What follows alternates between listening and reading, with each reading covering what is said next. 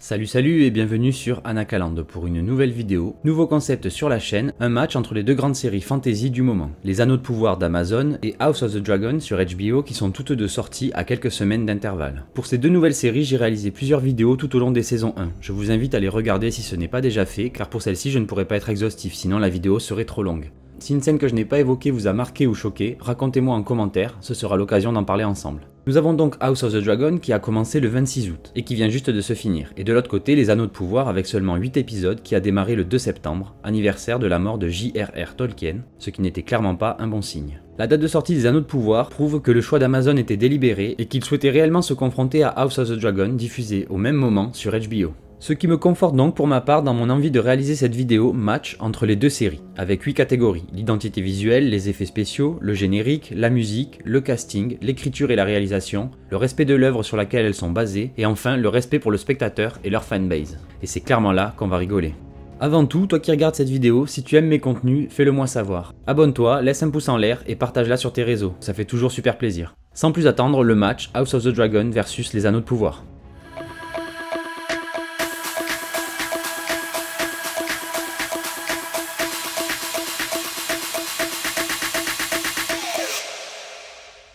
Je commence donc avec le plus évident quand on regarde ces deux séries, l'ambiance générale et l'identité visuelle.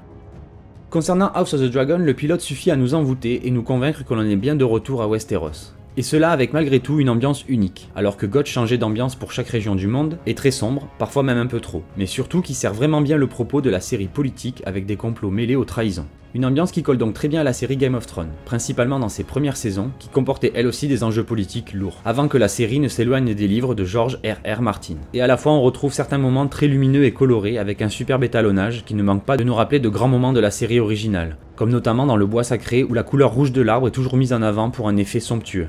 A l'inverse, dans les Anneaux de pouvoir, on est sur une énergie plus contemplative qui colle certes avec une adaptation du style de Tolkien, mais qui va devenir un défaut à long terme. Mais j'y reviendrai plus tard. Donc une ambiance très lumineuse et aux couleurs saturées dignes des plus grandes œuvres de fantasy, avec des plans magnifiques et très immersifs grâce aux costumes et aux décors sublimes renforcés par les effets numériques. Le Lindon, Numénor, Khazad-dûm ou encore le Mordor, tous ces lieux bénéficient d'une identité propre, mise en valeur par l'étalonnage choisi pour chacun, ce qui permet aux spectateurs de les différencier et donc de s'y retrouver. La lumière est ici quasiment un personnage du lore avec les Valar, elle est toujours présente, parfois même un peu trop cliché, mais cela sert aussi le propos de ce conte magique et merveilleux. Les deux séries ont réussi à reprendre les codes des œuvres précédemment inspirées de leurs univers et ont su imposer leur style dès les premiers épisodes. Donc en termes d'aspect visuel général et surtout d'identité, je dirais pour ma part que les deux séries se valent, bien qu'elles aient choisi une direction artistique complètement antagoniste. Décidément, c'est à croire qu'ils savaient qu'on passerait notre temps à les comparer. Pour conclure ce point comparatif sur l'ambiance générale, je dirais ex aequo, un point chacune, car en effet il me semble que toutes deux ont réussi leur pari en imposant leur propre style. Et on passe donc naturellement au VFX. Dans les Anneaux de pouvoir, ce qui m'a le plus frappé, c'est les décors. La série nous balance ses plans larges full numérique en pleine face et on reste bouche bée lorsqu'on découvre Khazad-dûm ou Numénor pour la première fois. C'est magistral. Notamment lors de la scène de départ de Galadriel sous la pluie de feuilles de sakura portée par le vent. Mention spéciale également à la vision superbe de Myriel dans le Palantir avec l'énorme vague qui vient anéantir l'île. Ou encore cette magnifique explosion du Mont du Destin dans l'épisode 6 qui pète le feu. Magnifique comme lors de l'arrivée du magicien dans le cercle de feu ou lorsque Nori le réveille. Mais en ce qui concerne le magicien, le must du must est dans le final lors de son affrontement avec les trois prêtresses. Celui-ci a une symbolique énorme et va largement nourrir les hypothèses des fans d'ici la saison 2, j'en suis persuadé. Autour du personnage du magicien, encore une fois, le jeu de lumière a son importance. Elle est blanche pour bien faire comprendre qu'il est gentil. Lors du coup de grâce, la dissolution des ténèbres qui entourent les prêtresses vont laisser voir la véritable apparence de ces femmes qui ressemblent donc à des spectres de l'anneau, les Nazgûl. A noter d'ailleurs que ceux-ci n'existent pas encore. J'ai également aimé la séquence du conte sur la création du Mithril, qui elle aussi pose le game en matière d'effets spéciaux. Je terminerai par le retour de Galadriel à Valinor avec ce mur de lumière au-dessus de l'océan et le vol d'oiseaux. Superbe séquence, et d'autant plus émouvante lorsqu'on sait que c'est là le destin de Frodon à la fin de son périple. Jusqu'à ce que Galadriel se prenne pour Lor Manodou et décide de taper son meilleur plongeon et de rentrer à la nage. Donc tout est très beau, même exceptionnellement magnifique, à part quelques wargs pas ouf lors de l'évasion ratée des elfes. Pour ce qui est de House of the Dragon, les dragons justement sont je trouve très réussis, même s'ils sont souvent dissimulés dans l'ombre, la poussière ou la fumée. Certes, tous ces éléments sont cohérents avec les situations. Les dragons vivent dans des grottes, sous terre, ils crachent du feu, et plus récemment, Meleys a explosé le plancher de fausses dragons, tuant la moitié de Port-Réal probablement. Néanmoins, on va pas se mentir, l'effet cache-misère reste assez présent et saute parfois aux yeux. Mais c'est probablement lié au fait qu'ils ne pouvaient pas mettre tout leur budget dans les effets visuels dès la saison 1. Et sachant que le niveau a déjà augmenté pour le final de la saison 1, et probablement aussi pour la saison 2, on ne leur en tiendra pas rigueur. Malgré donc quelques petits plans de dragons approximatifs, les made painting et autres modifications de l'environnement sont très appréciables et immersives. Je ne sais pas vous, mais moi j'ai adoré voler au-dessus de Port-Réal aux côtés de Rhaenyra, et là où la série se distingue vraiment de sa concurrente, c'est avec les effets de maquillage. Je ne surprendrai personne en disant que les métamorphoses de Viserys sous le coup de sa lèpre causée par le trône sont exceptionnelles. Il se décrépit sous nos yeux d'épisode en épisode, une décrépitude lourde de sens car on comprend bien que le pouvoir dont il n'est pas suffisamment digne ronge le roi jusqu'à ce qu'il ne ressemble plus à rien. Ce roi si humain dépourvu finalement de toute apparence humaine, réduit à l'état de cadavre ambulant. Il n'a physiquement rien à envier aux membres de l'armée du roi de la nuit. Pour ce qui est des effets spéciaux, je salue le travail des équipes en charge des effets numériques, des décors, des costumes et du maquillage, mais en étant parfaitement honnête, les anneaux de pouvoir sont un cran au-dessus visuellement. Toutefois, à mon sens, cela n'est pas un handicap pour l'univers de Game of Thrones qui ne s'est jamais réduit à cela. Et puis avec une saison à 450 millions de dollars pour les anneaux de pouvoir, ça reste forcément plus simple d'envoyer du pâté dès le début. Mais bon, le point va aux anneaux de pouvoir, sans conteste. Howard Shore signe le thème principal du générique des Anneaux, et il nous propose ici une musique très proche de ce qu'il avait pu faire pour la trilogie de l'Anneau. Et ensuite c'est Bear McCreary qui a repris les rênes pour le reste de la série. Et certes il a bien su s'inspirer du style du maître pour notamment nous offrir quelques grands moments, comme l'entrée à Khazad Dûm pour Elrond, le chant de Dissa, l'intro avec la narration de Galadriel, un moment très fort. Et bien d'autres comme le thème de la cavalcade de Númenor, même si cette scène n'a aucun sens, je l'ai déjà dit dans ma review et j'en reparlerai rapidement plus tard dans la vidéo. La scène du volcan est également bien épique comme il faut grâce à la musique, mais le super plot twist de la clé qui ouvre le barrage vient un peu gâcher notre plaisir de spectateur. Car apparemment oui, les orques ne sont pas assez forts pour détruire un barrage tout seul alors qu'ils viennent de créer une tranchée à travers toutes les terres du sud. Donc une musique de grande qualité, toujours assez proche de ce que Shore avait pu faire dans les trilogies précédentes et qui font très bien leur travail. Pour House, c'est Ramin Djawadi qui reste toujours fidèle au poste pour composer les thèmes de la nouvelle série préquelle à Game of Thrones. Lui qui nous avait déjà conquis par ses musiques dans la série originale, ici il réitère l'exploit avec de nouveaux morceaux déjà presque devenus cultes, comme celui de l'intro du pilote où on voit le vol de Rhaenyra, ou encore mieux le morceau de la bataille des degrés de pierre qui souligne vraiment notre incertitude quant aux actions de Daemon. Et deux scènes qui ont beaucoup fait réagir en ligne également, les entrées magistrales de Alicent quand elle entre dans la salle au moment du mariage de Laenor et Rhaenyra, mais la scène qui m'a vraiment fait redresser les poils, ça reste quand Viserys, un pied dans la tombe, se hisse sur son trône avec en plus l'aide de son frère. Bref, cela prendrait trop de temps d'énumérer tous les grands moments de la série qui sont merveilleusement mis en musique par Ramin Djawadi. Faites-moi part de votre scène préférée dans les commentaires. Et un petit mot sur le sound design très important et très bien travaillé, qui vient rajouter un poids lors de certaines séquences comme les accouchements de Rhaenyra ou le meurtre commis par Sir Criston pendant le mariage. Pour la musique et le son en général, on est sur quelque chose de plus serré, mais le point va malgré tout à House of the Dragon, pour une seule raison toute simple. Je n'ai jamais cherché à réécouter les thèmes des Anneaux de Pouvoir, alors que je me régale sincèrement d'écouter le thème de Viserys, au moins autant que je pouvais apprécier écouter Light of the Seven après la saison 6 de GOT. Donc point pour House, et on a donc un score de 2-2. C'est serré. Pour les Anneaux de Pouvoir, malgré le thème original de Howard Shore, le visuel n'est pas dingue, avec de jolies lumières et des grains de sable qui se baladent par-ci par-là. Ok, ça représente les métaux et l'alliage qui servira aux anneaux, mais ça casse pas non plus 3 pattes à un balrog. A choisir, j'aurais préféré celui du trailer, réalisé avec des caméras macro, avec du vrai bois et du vrai métal en fusion. Lui était magnifique, mais non, on nous a mis ce truc fadasse qui dure bien trop longtemps. C'est simple, j'ai dû le regarder sur 2 ou 3 épisodes au max avant de le zapper systématiquement pour les épisodes suivants.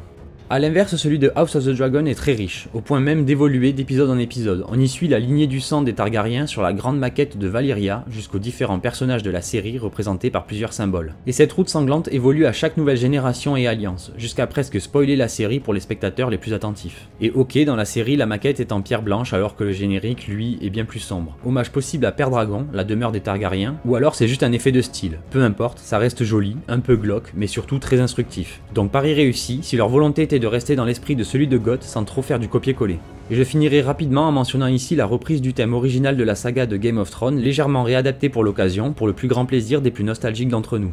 Donc sans surprise, victoire du générique de House of the Dragon qui a même le culot de nourrir le propos en plus d'être visuellement réussi. Et parlons maintenant des acteurs. Pour commencer cette catégorie, je tiens à préciser que pour les acteurs, je prendrai en compte les séries en VO, tout simplement car il s'agit de leur vraie voix et que cela me semble plus pertinent. De manière générale, je vous conseille de regarder ces deux séries en VO car l'essence des mots, les tournures de phrases ou encore les jeux d'acteurs et les accents rendent le tout bien plus authentique et fidèle que ce qui est retranscrit dans la VF. Le meilleur exemple est le Prince du Rhin avec son humour et son accent qui sont énormes en VO mais pas du tout en français. Voilà, je commence avec House of the Dragon qui nous offre un florilège de personnages, et même certains qui sont incarnés par des acteurs différents au fil du temps qui passe. Tout d'abord Viserys, excellentissime, qui se transforme d'épisode en épisode, incarné par un Paddy Considine au top, qui joue très bien ce roi qui oscille entre faiblesse et courage, entre maladie et puissance. Respect surtout dans l'épisode 8 avec la scène masterclass où il déploie ses ultimes forces pour sauver l'honneur de son héritière face à toute la cour dans la salle du trône. Sa superbe prestation lui a également valu un retour sympathique de George R.R. Martin qui a récemment salué l'interprétation de Viserys faite par Paddy Considine comme meilleure que celle qu'il avait lui-même écrite dans ses livres. S'il n'a pas au moins une nomination aux Emmy Awards, je mange mon clavier. Matt Smith, divin et magistralement badass, qui est sponsor visiblement par Jean-Louis David, il nous régale avec toutes ses nouvelles coupes de cheveux au fil des épisodes. Seul petit bémol, c'est que lui ne vieillit pas au cours de la saison. Mais bon, Matt Smith est un Time Lord, donc ceci explique cela. Et tous les autres acteurs, Rhaenyra jeune et adulte, incarnée par Millie Alcock puis par Emma Darcy, toutes deux excellentes, surtout si on pense qu'elles incarnent le même personnage à différents moments de sa vie. Idem pour les deux versions d'Alicent, incarnées par Emily Carré puis Olivia Cooke, qui réussissent aussi à garder l'essence du personnage malgré le changement.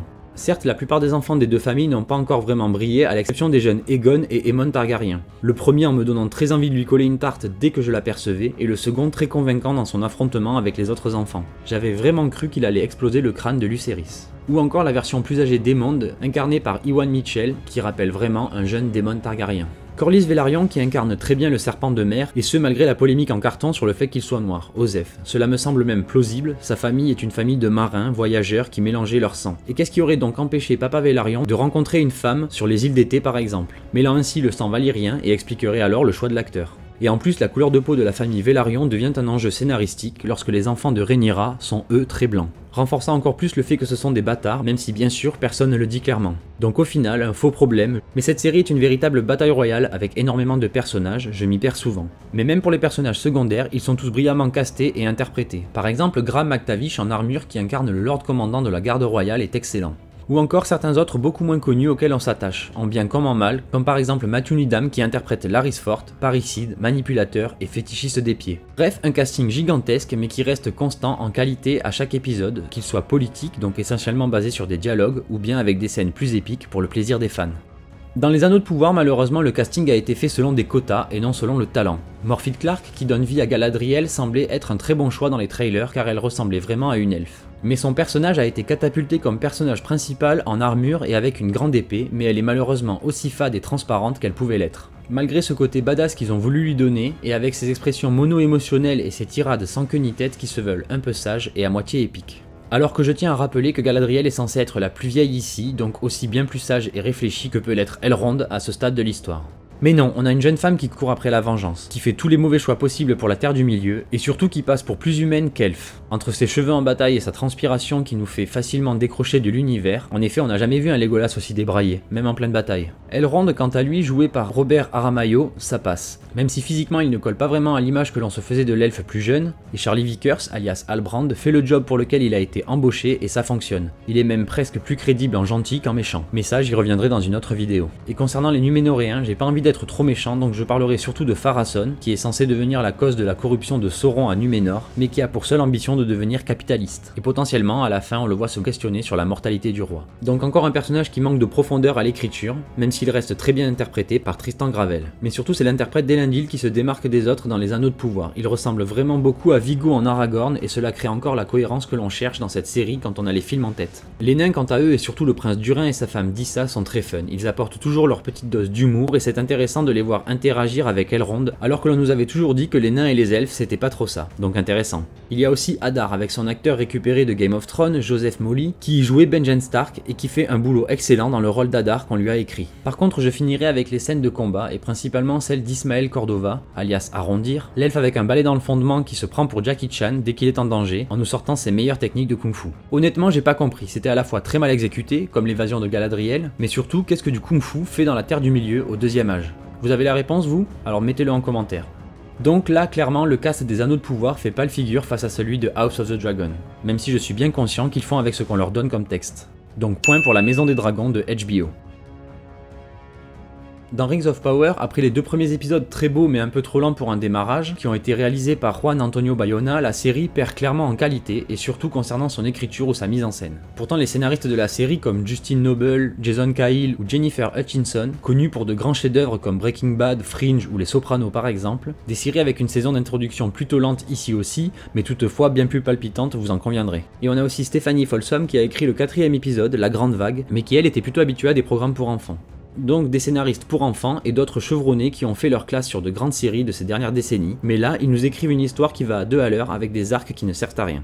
Par exemple, concernant l'étranger que l'on sait maintenant être un magicien et les pieds velus, les seules parties qui servent le propos dans leur histoire, c'est leur rencontre, le fait qu'il a des pouvoirs qui sont dangereux, les 3 prêtresses qui le cherchent, qui le trouvent et qui se font pulvériser. Et tout ça avec un plot twist bidon, tuer Sauron et 20 minutes après, ah ben non en fait c'est l'autre. Selon moi il aurait plutôt fallu plusieurs épisodes entre ces 2 phrases afin de réellement mettre le doute chez le spectateur. Et ainsi la véritable révélation de Sauron aurait été un peu plus foudroyante. Donc un arc étendu sur plusieurs heures de watch time, là où beaucoup moins aurait suffi.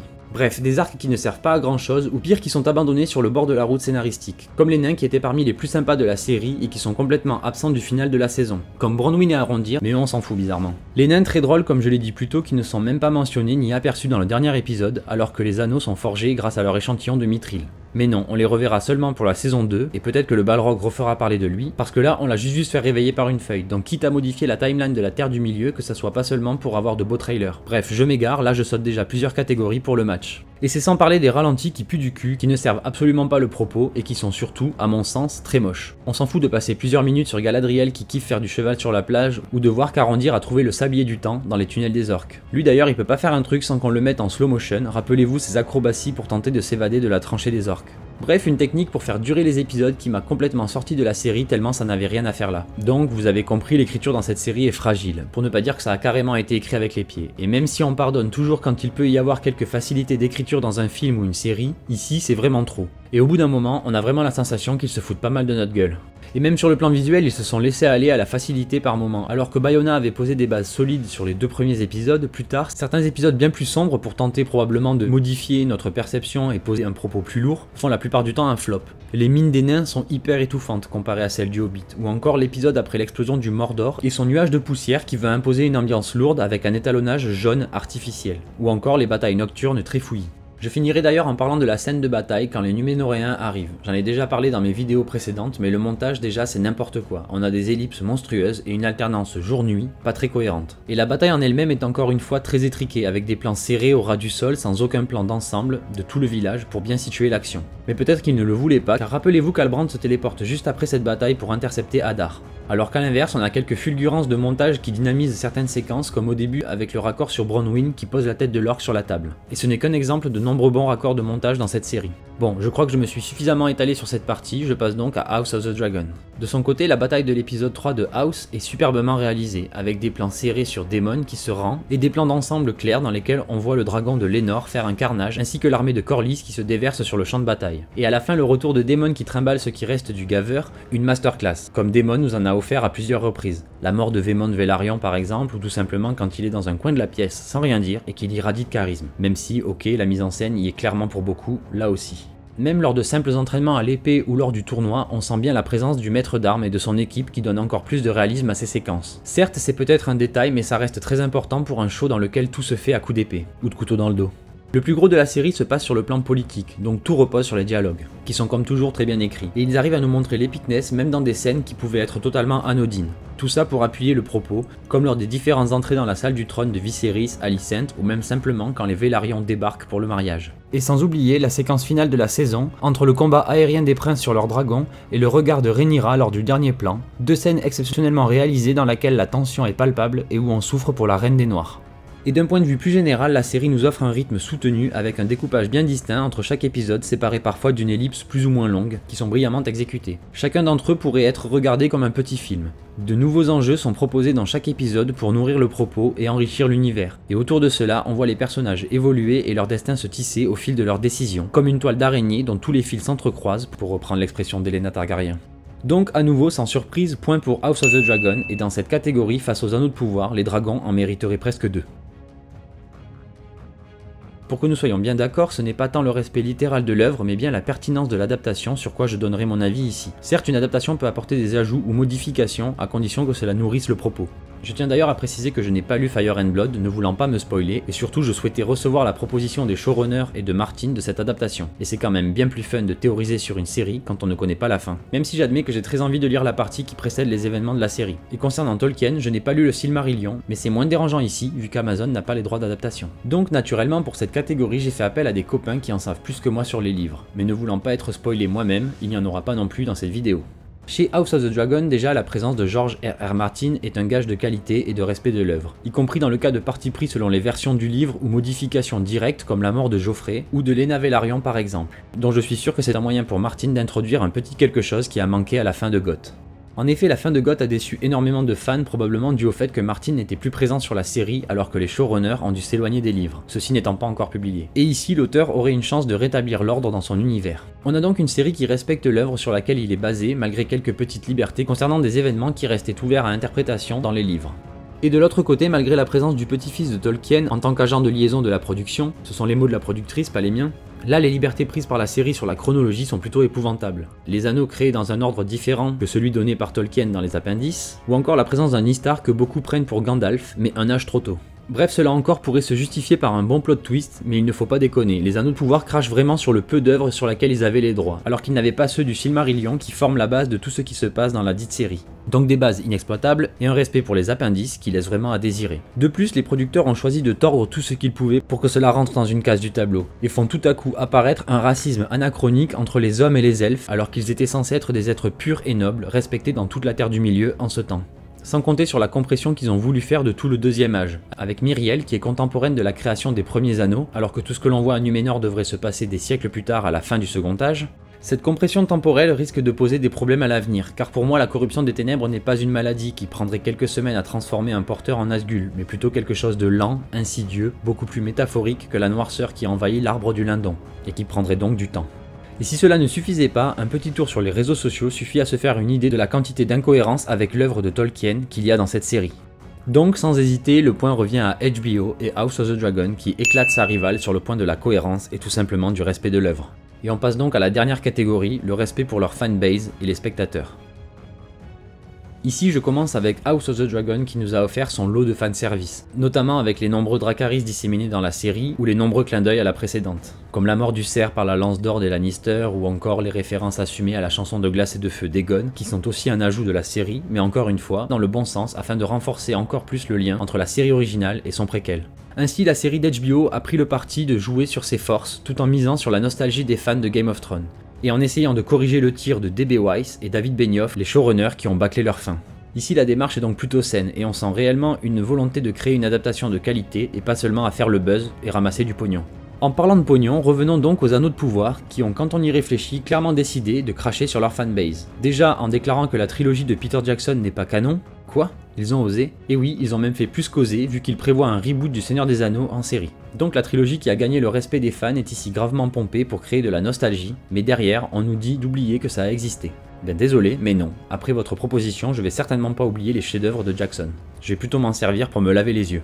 Et dernier clou au cercueil de Tolkien avec cette série, c'est cette date qu'ils ont choisie pour sortir les Anneaux de pouvoir. Comme je l'ai dit en intro, Tolkien est décédé le 2 septembre 1973, soit pile 49 ans avant la sortie de la série. Encore un bon moyen de faire passer le message comme quoi il est mort et maintenant ils font ce qu'ils veulent de cette œuvre. Donc ils se sont lâchés, entre le Balrog qui n'a rien à faire là, mais qu'ils ont ressorti pour faire appel à notre nostalgie de la communauté dans les trailers, pareil pour l'explosion du bateau dans l'épisode 5 qui avait été outrageusement teasé dans les trailers, mais qui n'est rien d'autre qu'un accident bidon qui ne sert à rien sinon de réduire le nombre de bateaux envoyés en Terre du Milieu pour équilibrer les forces, sinon ils auraient pulvérisé les orques sans trop d'efforts. Ou encore très rapidement l'histoire du barrage et de la clé si importante alors que quelques orques auraient suffi à faire s'écrouler le barrage. Car n'oubliez pas qu'Arondir a fait tomber la tour avec une seule flèche. Tout ça pour poser une énième fausse piste concernant le pommeau, tout comme pour l'identité de Listar ou le faux suspense sur l'identité de Sauron qui nous est finalement balancé comme ça à la fin de la saison. Ou encore Galadriel qui ne voit pas qu'Halbrand est grave suspect. Galadriel qui se retrouve carrément dans le rôle de la méchante dans cette adaptation, c'est clairement elle qui a foutu le bordel dans la Terre du Milieu, à part Adar qui lui cherchait un petit lopin de terre pour sa famille, et en même temps dès le premier épisode, Gil-galad, le roi nous avait prévenu, si elle reste en Terre du Milieu, elle va devenir la cause du retour du mal. Et il avait raison ce con. Donc j'ai ici le choix entre une série honnête, House of the Dragon, et une série qui se fout outrageusement de la gueule de sa fanbase au profit d'un nouveau public. Donc évidemment, point pour House of the Dragon. Mais vu le niveau de foutage de gueule, ça mériterait presque que j'enlève un point aux Anneaux de Pouvoir. Mais bon, ils en ont déjà si peu que j'ai pitié. Donc un match pas si serré finalement, c'est étonnant, avec un résultat de 7 sur 8 pour House et 2 sur 8 pour les Annales. Ce n'est évidemment que mon opinion encore une fois, même si je trouve qu'elle est très répandue autour de moi et sur les réseaux sociaux. Mais d'un côté une série au budget déjà énorme de plus de 200 millions qui nous vend du rêve, House of the Dragon, et de l'autre une production de près d'un demi-milliard pour une série devant laquelle on s'ennuie le plus clair du temps et qui ne respecte même pas les fans de Tolkien et les précédentes adaptations qu'il copie pourtant allègrement.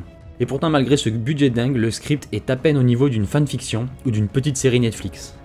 Toutefois j'aimerais rajouter que je suis au final un peu jaloux de ceux d'entre vous qui ont aimé la série Les Anneaux de Pouvoir, car je l'attendais avec beaucoup d'impatience comme beaucoup, mais je n'ai pas su fermer les yeux sur toutes ces choses qui m'ont gâché le plaisir d'un retour en Terre du Milieu.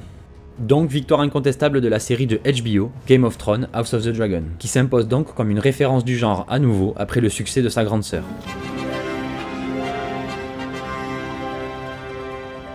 Voilà, merci à vous d'avoir regardé cette vidéo, j'espère qu'elle vous aura plu. N'hésitez pas à vous lâcher en commentaire, donner votre avis et votre classement selon les différentes catégories, j'ai vraiment hâte de lire vos retours sur ces deux séries. Pensez à vous abonner et à lâcher un petit like. Et à très bientôt sur Anakaland. Bye.